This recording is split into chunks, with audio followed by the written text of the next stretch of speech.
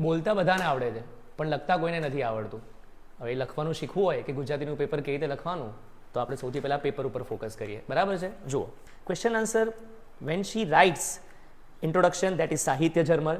એના પછી આપણે લેખક પરિચય લખીશું, પછી એક પાઠ પરિચય જેને આપણે ઇન્ટ્રોડક્શન પેરેગ્રાફ કહીએ છીએ, અને પછી સરસ રીતે ક્વેશ્ચન આન્સરની શરૂઆત કરી છે. પછી આપણે સેક્શન સી ઉપર ફોકસ કરીએ. સેક્શન સી ઉપર તમે જોઈ શકો છો ગ્રામરના એક એક ક્વેશ્ચનની અંદર વોટ ઇઝ ઇમ્પોર્ટન્ટ.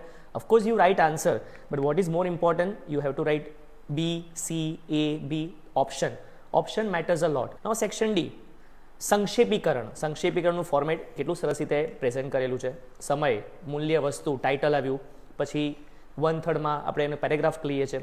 કુલ શબ્દ, સંક્ષેપ કરેલા શબ્દો. So this is the best format in સંક્ષેપીકરણ.